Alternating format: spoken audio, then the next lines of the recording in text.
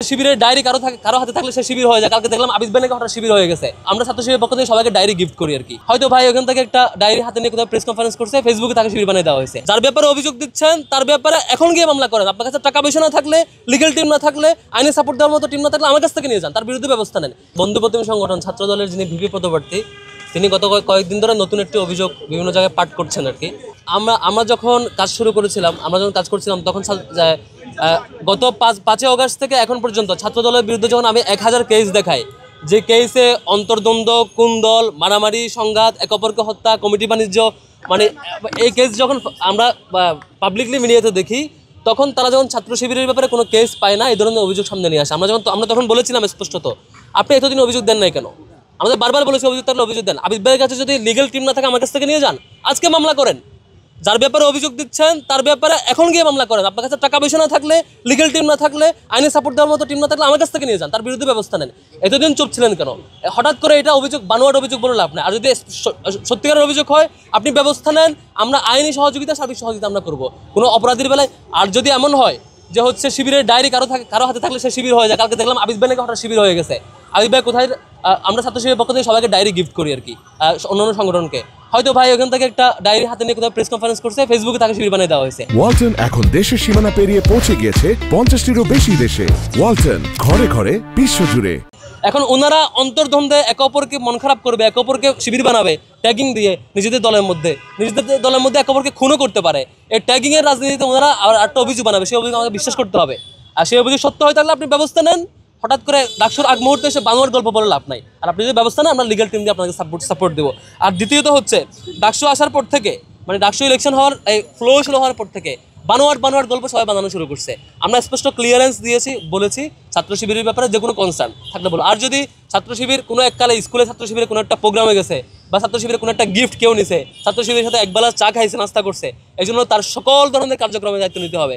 তাইলে তো মানে এই যে এখন যারা মন্ত্রী মিনিস্টার হয়েছে, অন্যান্য সংগঠন পরিচালনা করতেছে, আরও অনেক জায়গায় চাঁদাবাজি বা অন্যান্য কাজ করবে, অপরাধ করবে, যে যাই করবে, ছাত্র শিবিরে কোনো একটা অ্যাপ্লাস সংগঠনে আসছে, কোনো একটা স্কিল ডেভেলপমেন্ট প্রোগ্রামে আসছে, কোনো একটা কিছু নিয়ে সব কিছু যদি এভাবে দিতে হয়, তাইলে তো এই ছাত্র দলের কেস যেটা 1000, এটা 1 লক্ষে পৌঁছাবে। এখন যে কেস আমরা 1000 খুনাখুনি এবং রক্তপাতের হিস্ট্রি বলতেছি 5 তারিখের পর থেকে, 1000 ঘটনা এই গত 5 তারিখের পর থেকে, এটা 1 লক্ষে পৌঁছাবে। সে তারিখে আমার কাছ থেকে আপনারা নিয়ে যায়। আমরা যোগাযোগ করছি, শিক্ষার্থীরা আসছে, কথা বলছে এরকম যে নীতিমালাগুলো মেনে চলা দরকার। ক্লাসরুমে ঢোকা, রিডিং রুমে ঢোকা, হলের ভিতরে ঢোকা, যে রেস্ট্রিকশন, আমরা এই ধরনের ক্লাসরুমে ঢোকা, অন্যান্য যে রেস্ট্রিকশন, কোনো রেস্ট্রিকশন আমরা ব্রেক করছি না। আগামীকালকে থেকে আমরা প্রচারণা করতে পারবো, 24 তারিখ থেকে, তখন আমরা পাবলিকলি প্রচারণা ক্যাম্পেইনে নামবো ইনশাল্লাহ। আর এর বাইরে একটা বিনীত অনুরোধ সবার প্রতি, অন্যান্য সংগঠনের প্রতি, আমরা আসলে জুলাই একসাথে ছিলাম, একসাথে থাকবো।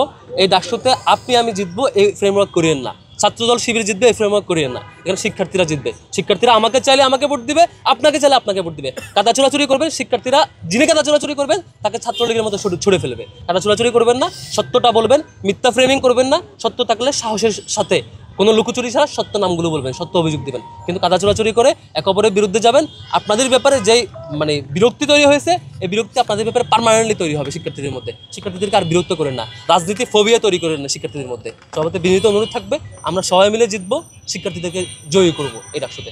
কারো একটা সাবজেক্ট খারাপ রয়েছে, রিটেক এক্সাম দিতে হবে, তখন এই এক্সামে তার 20,000 টাকার মতো খরচ হয় প্রায়, কারো আরও বেশি হয়, কখনো কখনো সংখ্যা বেশি হলে কমে আসে। একটা শিক্ষার্থীকে একটা কোর্স পরীক্ষা দেওয়ার জন্য এত অ্যামাউন্টের খরচ পে করতে হয়, এটা খুবই মানে এটা এক প্রকার অমানবিক আর কি। এই জুলুম থেকে এদেরকে, আমাদের শিক্ষার্থী ভাই বোনদেরকে নিস্তার দিতে হয়। বিশ্ববিদ্যালয় প্রশাসনের জায়গা থেকে এই জিনিসটা বহু আগে ব্যবস্থা নেওয়া দরকার ছিল। আমাদের এই জায়গায় অন্যতম একটি কমিটমেন্ট হচ্ছে এই যে অতিরিক্ত ফি নেওয়া, এবং এটা একটা বাণিজ্যকরণে পরিণত করা বিশ্ববিদ্যালয়ের এক্সামগুলোকে। এখান থেকে আমরা এটার ব্যাপারে আমরা সিরিয়াসলি ব্যবস্থা নেব ইনশাল্লাহ, আমাদের সুযোগ হলে। আর এরপরে হচ্ছে এই যে আপনারা দেখতে পেয়েছেন, আমাদের সোহরাওয়ার্দী উদ্যান এখন গেটগুলো বন্ধ সিকিউরিটি কনসার্নের কারণে, যাতে করে সেখানে ভবঘুরে না থাকে এবং ইউনিভার্সিটি সেফ থাকে। কিন্তু এটার ইম্প্যাক্টে সবগুলো ভবঘুরে এখন জুয়েল চত্বরে জমা হয়। সন্ধ্যার পর থেকে দেখবেন এখনও, আগে যারা সেই সোহরাওয়ার্দী উদ্যানে জমা হতো তারা জুয়েল চত্বরে, প্রক্টোরিয়াল টিম ঘুমন্ত অবস্থায়, প্রক্টোরিয়াল টিম এটা নিয়ে কোনো ব্যবস্থা নিচ্ছে না। এই জুয়েল চত্বরে ভবঘুরে এবং বাইরের লোকজন থাকার কারণে এখানে কার্যনয় শিক্ষার্থীরা যখন আসা যাওয়া করে, তারা খুবই আনসেফ ফিল করে। এবং একই সাথে সুফিয়া কামাল হলের শিক্ষার্থীরা যেই ফুটওভার ব্রিজ দিয়ে পার হতেন, সেই ফুটওভার ব্রিজে এখন যাবেন, এখন টোকাইদের দখলে।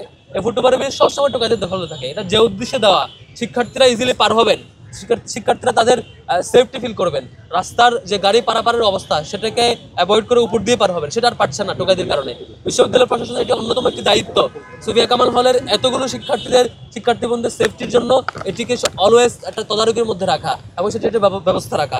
এই জিনিসটাও এখন পর্যন্ত হয়নি। আপনারা দেখেছেন শাটল নির্বাচনী ব্যবস্থার কথা বলে শাটল বন্ধ করে দেওয়া হয়েছে। আমরা কথা বলেছি ইউনিভার্সিটি প্রশাসনের সাথে, এটি ইউনিভার্সিটি প্রশাসন বলেছে আজকের মধ্যে আবার চালু করবে। সেটি নির্বাচনকে উপলক্ষ করে বারবার হয়রানিমূলক বিভিন্ন উদ্যোগ নেওয়া হয় আর কি, এটা খুবই দুঃখজনক। আর এর বাইরে হচ্ছে কার্যালয় যে মুসাকা মসজিদ এটা 5 ওয়াক্ত নামাজের মধ্যে সীমাবদ্ধ, কোনো রকম নামাজ পড়ে এর মধ্যে সীমাবদ্ধ। এটা একটা আমাদের কালচারাল হেরিটেজের অংশ। এটাকে কেন্দ্র করে পুরো এই অঞ্চলের কালচারকে প্র্যাকটিস করা একটা কালচারাল সেন্টার বানানোর সুযোগ আছে, সেটি অবহেলিত। কি বলবো, ঢাকা বিশ্ববিদ্যালয়ের সেন্ট্রাল মসজিদ পর্যন্ত অবহেলিত, সেখানে মুসাকা মসজিদ তো অবহেলিত থাকবেই। এই জায়গাটি কার্জন কেন্দ্রিক, মুসাকা মসজিদ কেন্দ্র করে আমরা এটিকে একটা কালচারাল হেরিটেজে রূপান্তর করার, কালচারাল সেন্টারে রূপান্তর করার আমাদের একটা সেই সুযোগটা থাকবে বলে বিশ্বাস করছি।